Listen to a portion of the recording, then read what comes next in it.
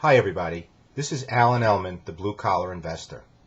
The subject of this video is multiple exit strategies for the same contract period.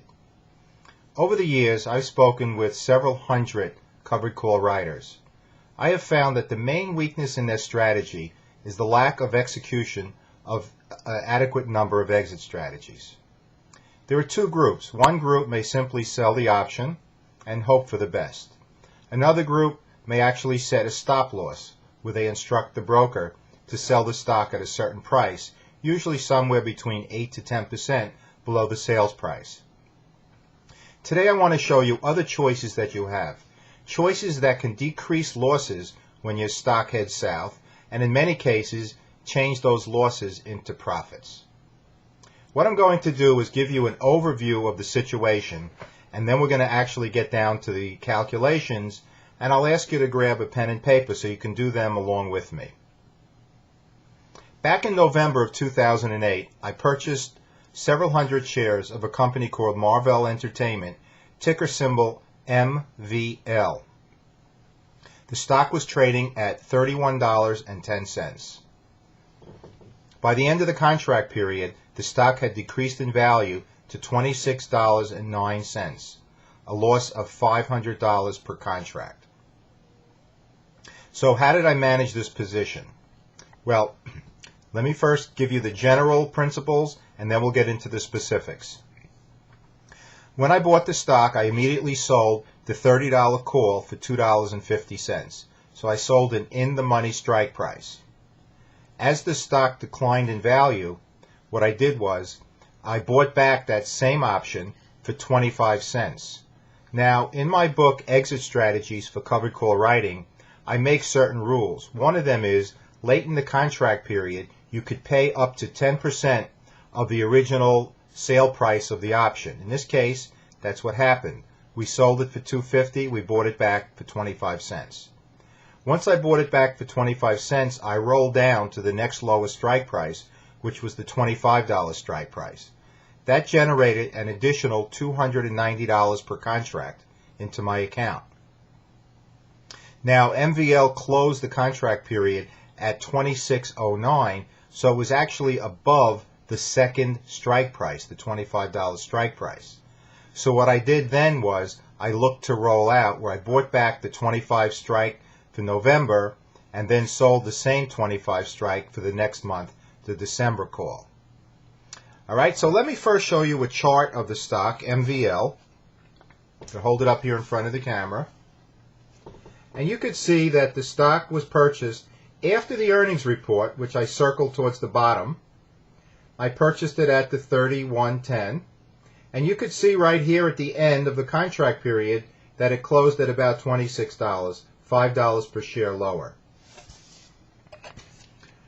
Now, before we get into the calculations, let me show you also the options, 1 month option chart for first the $30 call and then the 25.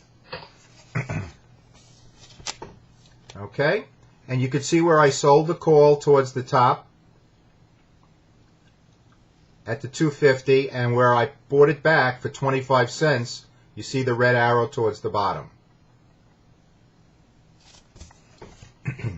Once I bought back the option, I was free to sell another option, and that's when I rolled down. And you can see over here that we rolled down and got $2.90 right below that $3 mark is where I got the $2.90 for the $25 call. Okay, so that's the general principles. Now let's go and give you the specifics of it.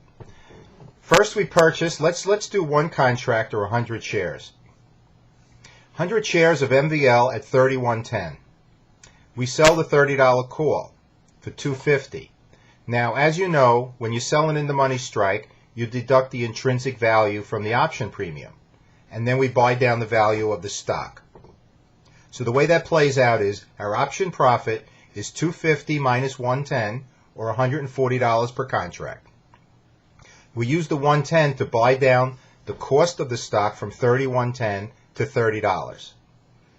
Okay, so we have $140 profit on a $30 stock at this point. Now, we buy back the $30 call for 25 cents. And we sell the lowest strike, the 25 call, for $2.90. All right, we buy back the 30 call for 25 cents, sell the 25 call for $2.90. That generates a profit of $265 per contract. So our total option profit is $265 for rolling down, and the original $140. That comes to a total of $405. Remember now, we lost $500 on the stock. The original bought down cost of the stock, which was $30, and once we sell the 25 strike, we're agreeing to sell our stock for $25. That's a $5 difference, $500 per contract. So our $500 loss is converted into a $95 loss because of the cash generated from the sale of the two options. Now, at this point in time, we're not done because the contract period closes at $26.09, $1.09 above our strike price. So we look to see if it pays to use a rolling out strategy. Now, I'm going to show you what the option chain looks like, and I hope you can see this okay. Okay, on the top here, okay, there you go. On the top here, you see that we buy back the option, and we buy back the option for $1.20. And on the bottom, you could see that we resold the next month's same strike, 25 strike, for $260.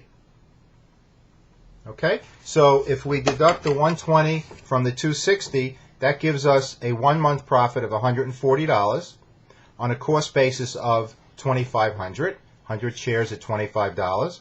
And that represents a 5.6% 1 month return, or 67% annualized.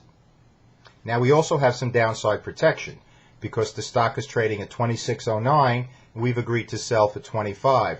So we have $1.09 or $109 per contract on the downside protection, and on a cost basis of $2,500, that comes out to a 4.4% return or protection.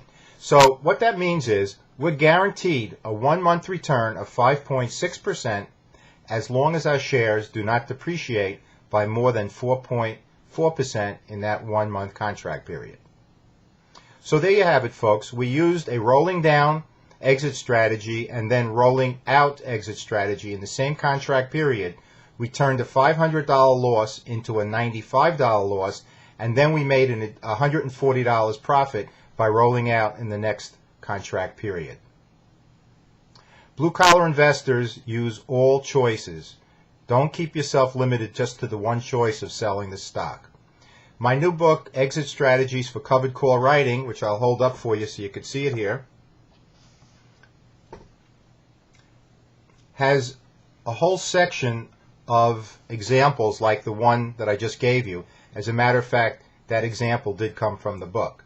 So all the different types of exit strategies, and you really should know them all, because by having a whole armamentarium of exit strategies will allow you to either eliminate losses or decrease losses, and in many cases, like in this example, turn your losses into gains. I hope you found this video helpful. I look forward to hearing from you down the road. This is Ellman saying take care.